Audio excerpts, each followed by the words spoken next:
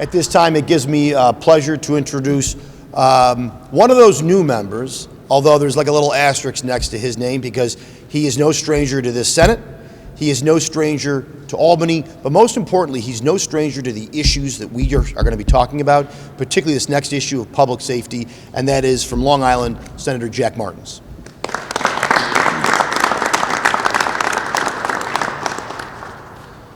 Good afternoon, everyone. Leader Ort, thank you very much for the opportunity. Thank you to all of my colleagues for putting together this program and this agenda. It is robust, but it is what New York needs. As New Yorkers, we all want the same thing. We want to be safe in our homes, we want to be safe in our communities, and we want to be able to afford to live here and to raise our families. With this plan, we've listed for New Yorkers all of these things and address each of these issues in turn. We push back on the Democrats' pro-criminal tax and spend policies that we've seen over the last 4 years. These policies have not only left our families less safe, they've increased the cost for everything across the board, from food in our supermarkets to energy to heat our homes. It's high time that the Democrats stop letting the tip of the tail wag the dog. The few members of their conference that have time and again placed agenda items in front of New York's best interest and time and again have failed New Yorkers, certainly New Yorkers in places like the 7th Senate District, but across New York State.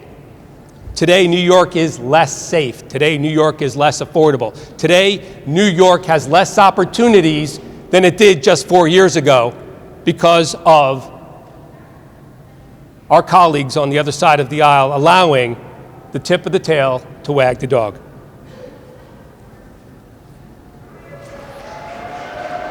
When it comes to public safety, this program that we propose today will make New York safer.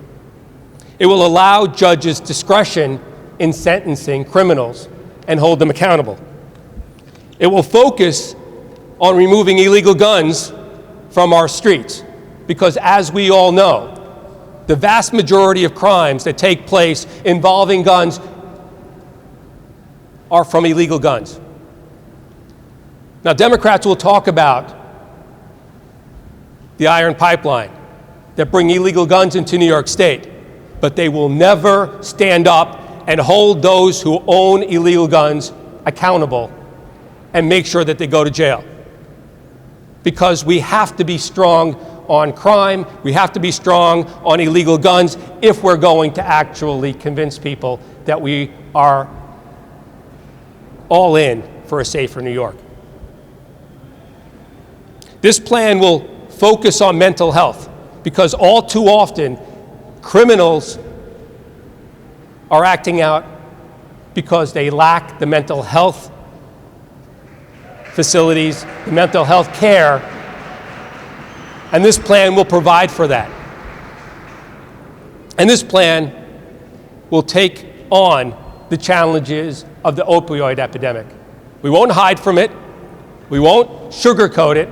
It was there 10 years ago. It's there today. It continues to get worse. We continue to hear more and more people suffering from opioid addiction, from the disease.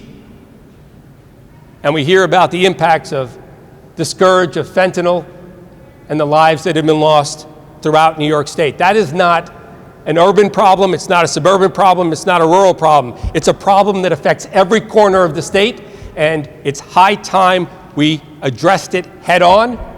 And this plan does that. In making New York a stronger New York, the Republican plan will focus on infrastructure, will focus on sewers, will focus on the environment, will focus on clean water.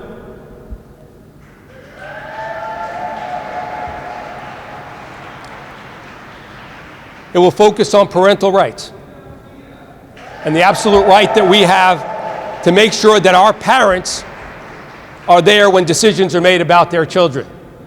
As a parent myself, it is incumbent upon each and every one of us to recognize there is no substitute for parental rights. There is no substitute for the right of a parent to be there and to make decisions about their child, whether it's a school or someone else. And lastly, when it comes to affordability, it's high time this state enforced a strict state spending cap, because every dollar that comes out of our pocket to pay for something in New York State is one less dollar we have to support our families, to save for a better day, to invest in our communities, to create jobs. So, Leader, thank you so much for organizing this. I thank my colleagues for coming up with this robust plan, and I'm looking forward to working with our colleagues across the aisle. Because, ladies and gentlemen, there are 63 members of the New York State Senate. And we keep hearing about 13 or 14 of them saying no to different things. But it's high time that the tail stopped wagging the dog. It's high time that we remember there are 49 other senators in this chamber who are willing to work together in the middle to get these things done and to prioritize New York State's families, New York State's workers, and to make New York a better place. So, Leader, thank you.